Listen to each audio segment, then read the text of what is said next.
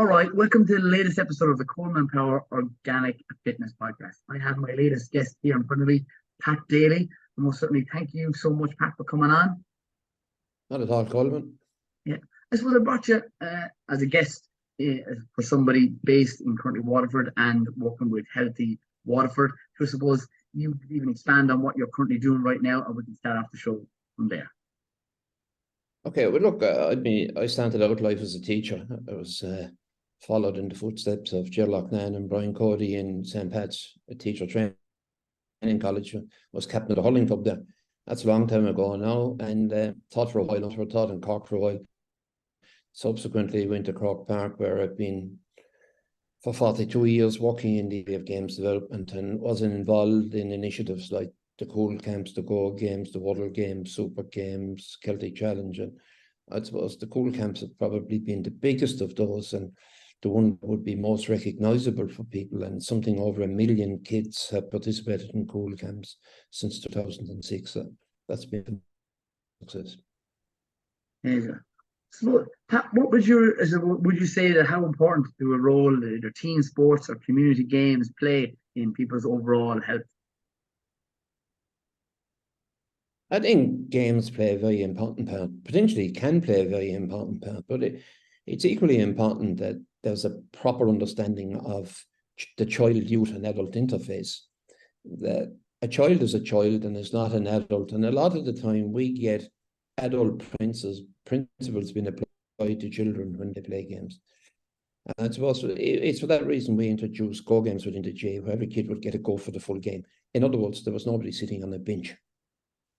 We had in Park in 2020 with a wonderful presenter from Belgium, the Belgian FA, and he said benches are for old people for sitting, they're not for kids. Kids should be playing. And the underpinning principle with Go Games, every kid gets to play, every child gets an opportunity to develop the skills of the game. So if looked at in that context, if the underpinning principles are right, I think sport can be amazingly therapeutic. So the child is at child level, you play to learn. At youth level, you learn to perform. And at adult level, you perform to your potential. And if people are kind of cognizant of that, I think they can do a wonderful job. Yeah. And a lot of children, I suppose, and even more so adults too, are stuck to the screen, whether it's an iPad or it's a laptop or it's a phone or tablet or anything else in between, which again is reducing their outside exposure, which is where everything, I'm going to say, health is based, whether it's team activities, it's a community, or anything else in between.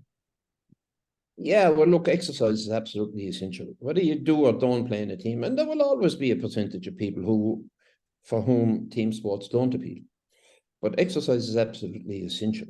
And, people talk about 60 minutes of moderate to vigorous exercise a day. And regardless of where you're coming from and what age you are, if people get out and walk, I think, and at a brisk pace, I think that's probably the most therapeutic form of exercise. And the more that can be built into your daily schedule, the better. Yeah. So would you recommend, I suppose, the type of activities such as the Go Games, or how do people get involved? I suppose maybe inform the listeners of where you're based and how even you got into it day one yourself. Look, I came from Tallow originally, which is in West Waterford. Some people in Waterford think it's in Cork, but it's not.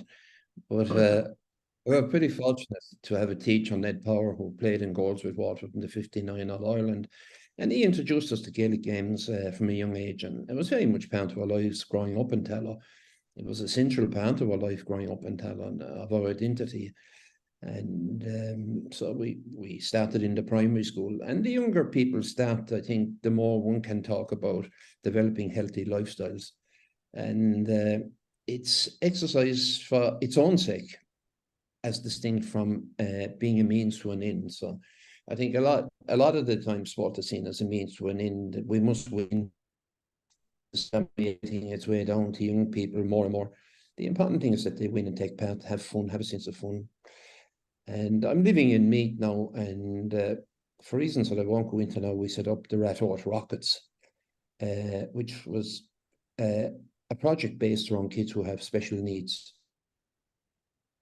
And we set it up on April the 14th. We had our first session on April the 14th, a Friday night, and we finished on the 22nd of September. And we had about 30 kids, an average of 30 kids between senior and junior rockets. Junior rockets would be primary school, senior rockets would be post-primary school. And the fundamental emphasis was on movement, exercise, movement, fun. And I'm sure if you came and had a look at it, you would say this is pandemonic, which it was, but it was wonderful, absolutely wonderful. And on the last night, on the 22nd of September, we brought the kids to the clubhouse in Rathout, the J Club in Rathout. It wasn't confined to club members from Rathout. We had them from the surrounding areas as well. And the way those kids came in, sat down, had their meal was just incredible. Like the first night we had them on the phone. Some of it, there's a bit of echo here now, Coleman, for some reason. Some of them found it hard to adjust. Very hard to adjust, but over the period of the 20 plus sessions, they became fully acclimatized. And for me, it highlighted the impact, particularly on that cohort, that exercise could have, and spending time with them, having fun. And if the emphasis was on that, as distinct from trying to formalize it and trying to do this, that, and the other thing, just let them come, have fun, enjoy themselves.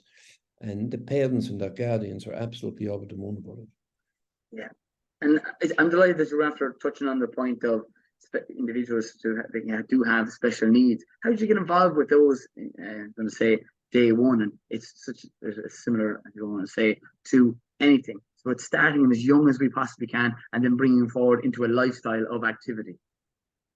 Yeah, it's a long story. Our oldest son passed away 2 years ago, ironically on the 22nd of September, which was the night we finished this year, with a brain tumor.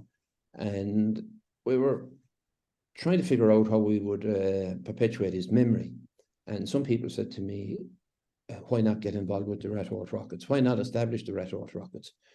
And that really was the guiding principle. That was the underpinning motivation around the establishment of the Rockets, to perpetuate Carl's memory and to provide people with an opportunity who, otherwise may just be neglected or pushed aside, to come to the club and have a good positive experience in a fun environment where friendship would be key. And I suppose that was the underpinning motivation. That was the principal reason I got involved. And we were very fortunate in that we got a group of wonderful volunteers who were prepared to give us their time every Friday evening to ensure that this became a reality. Because without the team of volunteers, it couldn't happen. And it did happen. And it's primarily thanks to them and people who may not sign up, who possibly wouldn't sign up for teams or to have an involvement to teams, came and gave of their time generously because of what we were doing. Yeah, and the idea of volunteers, whatever in the GAA, the whole thing wouldn't work at all. And that's starting from all the way from, again, children all the way up into junior, intermediate, and like at senior level. It's a voluntary, most certainly, sport that helps so many people, both physically and mentally. Absolutely. At the higher echelons of the association, that might be changing. I'm not sure that's for the better, but look, I think very definitely at underage level in clubs and outside of the senior adult teams for the junior, intermediate, or senior, it's very much volunteer driven. It's a community based organization. And I think that's where the emphasis could and should be, because that's where the strength of the association is, and giving back and promoting the common good, doing things like that for the betterment of community. I think that they should be the guiding principles, really. I know you're someone who's a huge advocate of, I suppose, health. Are there any other areas that you, I suppose, encourage people to, I suppose, focusing on, whether it be their health, their wealth, their love, their fulfillment, their mindset? Yeah, I think in terms of what I've learned, Coleman, and this, people are all the time striving to do things from without, but ultimately everything comes from within. So if something is going to happen, it's going to happen from within, and you are the author or the architect or the agent or whatever word you like to use in terms of you becoming who you are. Everybody is unique and different, and I think the key responsibility then is to become who you are to the fullest possible extent. And a lot of the time people are kind of preoccupied with the ego and getting this and having that and doing the other thing, when it should be doing things for developing and understanding who you are and becoming a better person and developing your full potential. I'd say that would be the foremost thing that I've kind of picked up in my time, and that would be the foremost. If I had to transmit something to others, that would be the foremost thing I would be trying to transmit. And I'm going to ask you this question. Did you have, I suppose, maybe memorable coaches, mentors, or people that you looked up to as you were growing up that, I suppose, got you to have the similar role in the position where you are here today? Look, growing up in Tallow, as I said already, Ned Paul was a very influential person. He was the principal primary school teacher, so he would have been a pretty formidable person because of his playing prowess, because of his coaching prowess, because of his teaching qualifications. So he was a significant person in Tallow. Then I subsequently went to the LaSalle College in Waterford as a board, and I met some wonderful people there, like Brother Timothy O'Shea, who passed away recently.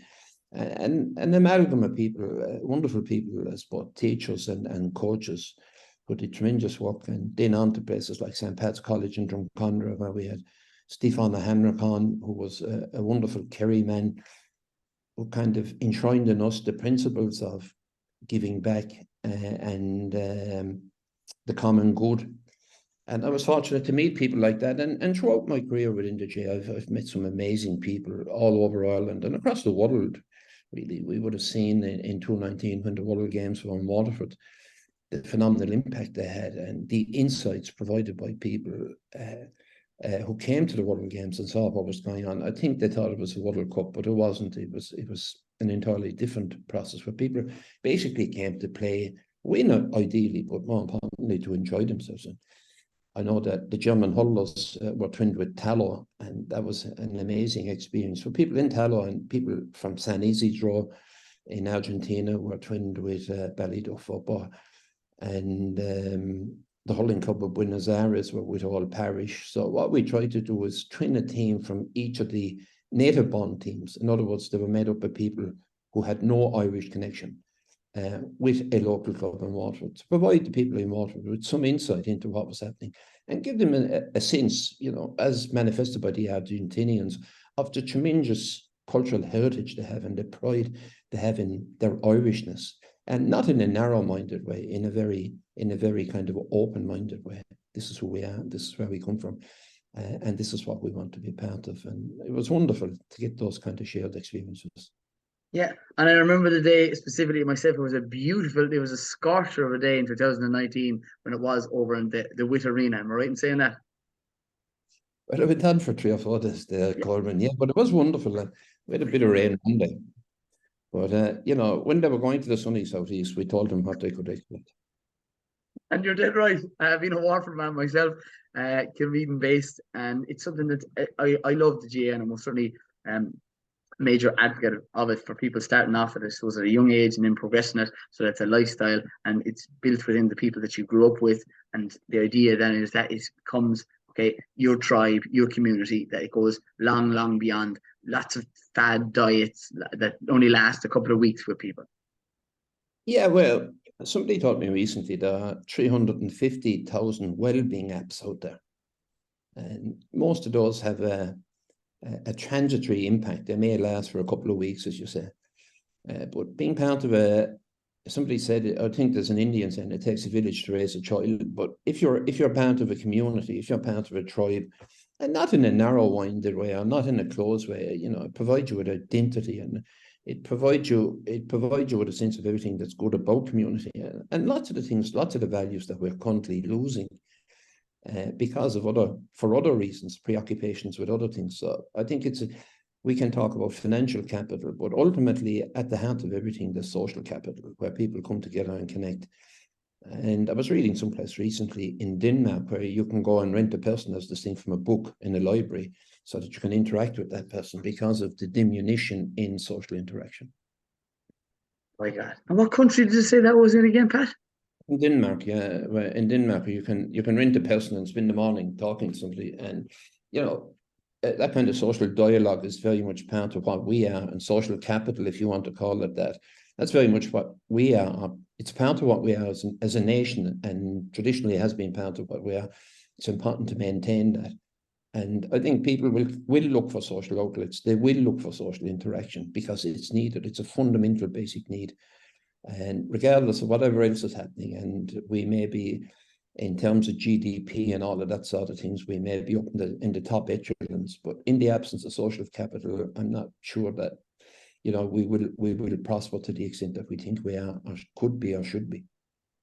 Yeah, and touching on that point, that Maslow's hierarchy of needs, connection, love, relationship, and that comes from when you're playing with a team or a group of individuals, that you have a bond, that literally that you know one person is struggling, you lift the other person up on any given day. And that's what most certainly sports teams such as the GA have been doing for years.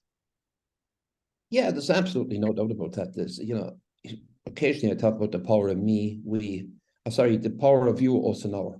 That's what the power is. So that can be a bit abstract and people can struggle to understand it. So I'd say a leaf benefits from the tree and the tree benefits from the leaf, and both contribute to nature. So the you benefits from the us benefits from the you, and both contribute to our, which is a sense of shared humanity. So you have the leaf, the tree analogy, and nature, and you, us, and our. That's where the power is. If you can get people to understand that, I think it's intriguing what can be done and the things that they can make happen if people want to tap into the power of you, us, and our, because that's where the real power is.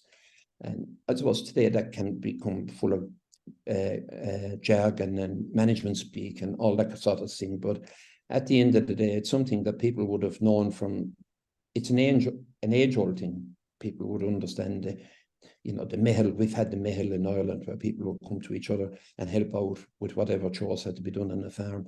And that was a practical manifestation of the power of you, us, and our. And it's essential that we maintain that and give expression to it. And more importantly, understand it and live it.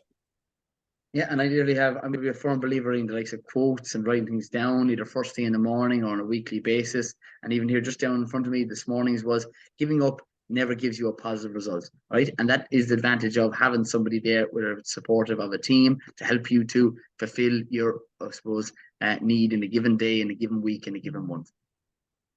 Yeah, I suppose the ultimate test, as I said already, Colvin, is to perform to your potential if you're an adult. And some days that will happen, other days it doesn't happen. But I think the important thing that you know you're part of a team and that there will be somebody, if somebody attempting to give you, that has your back, somebody that's attempting to give you a leg up, somebody that's there attempting to assist you. Because you won't perform to 100% every day. That's just the nature of things. There will be ups and downs. And I think in terms of the learnings that come from sport is just to understand that there will be ups and downs, as there are in life. And in the same way as you learn from the ups, you must learn from the downs. You know, because if it was perpetual winning, and maybe we're seeing a bit of that in Waterford with Ballygunner, you know, if the one team dominates and if winning, you know, if there was nothing only winning, I don't think that the benefits would be nearly as much that accrue from sport. A lot of the real benefits accrue from losing. And that's where the lessons are learned, and that's where the motivation is instilled, and that's the reality of sport. Yeah, I would often agree with that point and mention the fact that you'll often learn more from losing than you ever will from winning and having a major success. Yeah, well, look, I suppose the danger with winning is that you tend to become complacent and to operate in a comfort zone. That doesn't happen when you lose, because you'll kind of say, why did we lose? What can we do about it? But more importantly, whether you win or lose, it's all part of a process, and that process is kind of grounded in developing your full potential.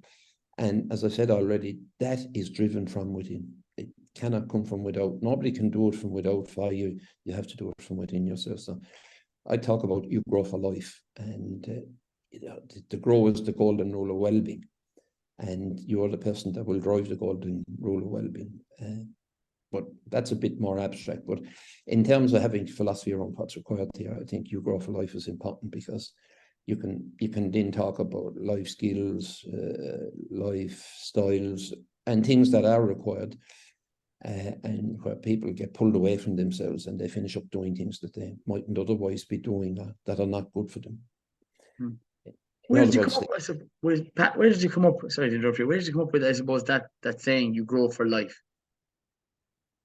I suppose it was on the foot of a lot of thought and a lot of experience and reflection. And like we can talk, you mentioned Maslow's hierarchy of needs, and that's fine. I understand that. But the average person doesn't know who Maslow was, hasn't got a clue what his hierarchy of needs are or where or what they involve. But I think you can go to anybody and say, do you want to grow for life? Or do you realize that you grow for life? And if you look at nature, the fundamental defining feature of nature is that everything grows. And it's the same with human nature. You grow. Now, it's a multi-dimensional thing. There's a bio-psycho-social, intellectual, spiritual element to that. So, but the important thing is that you grow and that you understand that that's a process and you are the person that's driving the bus. And I think you can get to a stage where you said, why do you exist? How do you evolve? And what do you measure? And then you can begin to think and talk about how you grow for life. Yeah, I love those, I suppose, mindset kind of affirmations that can come as a result of even talking to someone and they rub off on other people. And the idea that you actually helping someone else is actually going to help you long term. Yeah, well, I suppose it's a bit of a mnemonic.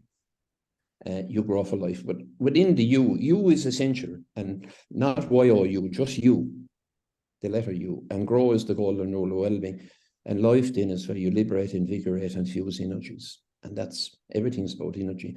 You must liberate, invigorate, and fuse energies, and if you do that, you can talk about you grow for life then, and it should be possible to measure that, and I'm currently doing some work in that space with Owen Morrissey and Health Waterford.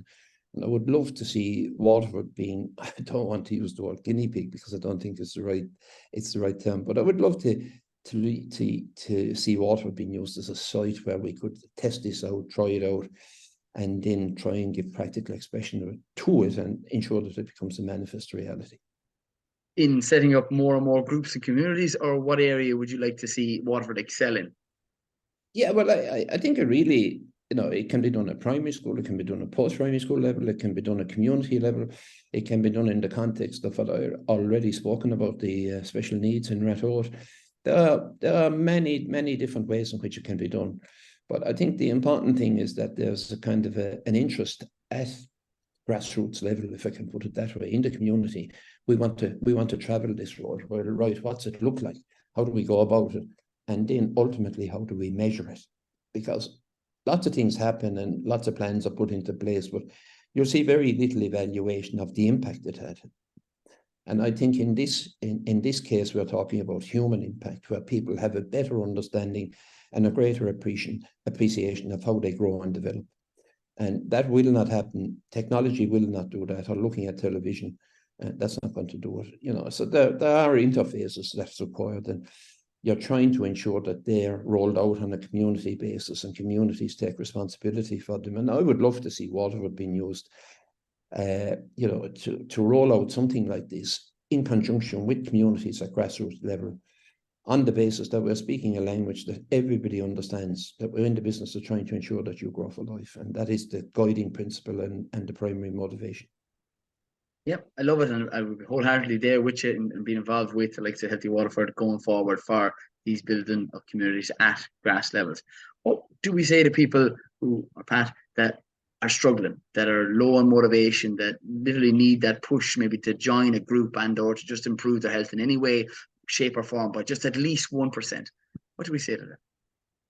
Yeah, I think ultimately, people talk about AI today, artificial intelligence, as if it's the end thing, and maybe it's going to make a difference. But ultimately, people are if they experience a sense of alienation and isolation, that's another AI.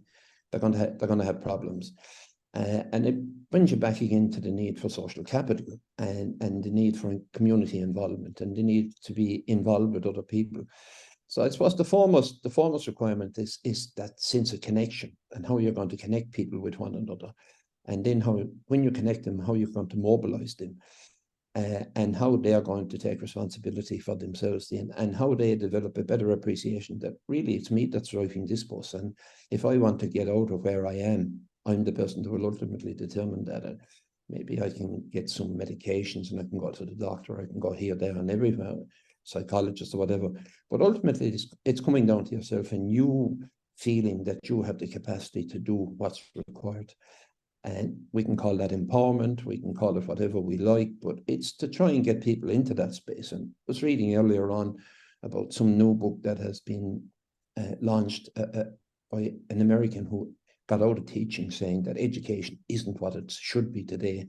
It's everything other than what it should be. We're still teaching to the exam 40 or 50 years later. And I think a fundamental part of education should be the fact that you grow for life, that stuff like that should be in there, and providing people with those precepts and with those understandings, so that if they do run into problems, they have a way of sorting it out without kind of resorting to what they call learned helplessness. In the same way as you learn to achieve things and to be able to do things and develop capabilities, you can learn to become helpless. You just kind of give up and say, no, I can't do anything. I'm helpless. So I suppose that would be the key guiding principle. Try to get the person involved with a group, and then mobilize things from there. But get them to understand that you're the foremost agent in terms of determining what's going to happen. And if you do experience loneliness, if you do suffer from depression and things like that, well, you have to try and rise above it. And there are ways and means of doing that. And I think that's what community life, and it takes a village to raise a child and all that sort of things. That's what that feeds into, and that's where it emanates from.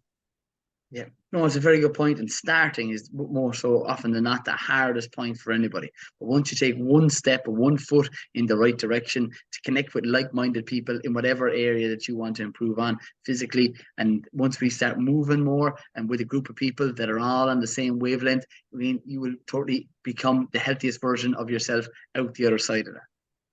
Yeah, no doubt about it. It becomes transformative. And, so the movement, as you say, Colin, is absolutely essential. If it's only a 10-minute walk, 15-minute walk, it doesn't matter. You don't have to go to the gym. You don't have to be doing squats and all of that kind of stuff, or power lifts. Just get out, get walking, enjoy nature. If it's only for 10 or 15 minutes a day, if you can start with that, and if that can, Operation Transformation has been doing that kind of thing in terms of mobilizing people after Christmas and trying to get them into J clubs and trying to get them onto walks and trying to get them moving.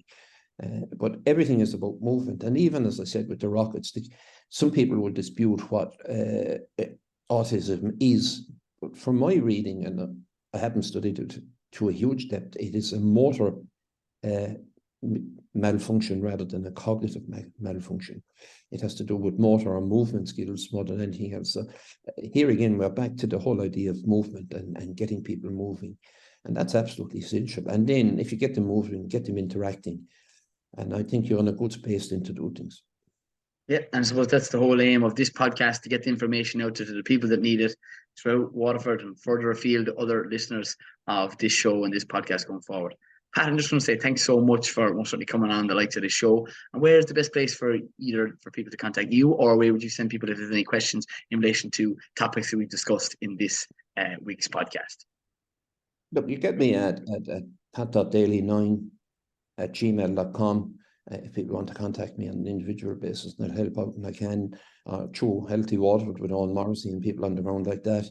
And I would be delighted to help out there. And what I would say to you, Colin, is well done on the podcast. We need more of this kind of work. We need more people out there advocating for others to get active, to get involved, and take responsibility for becoming the best that they can be.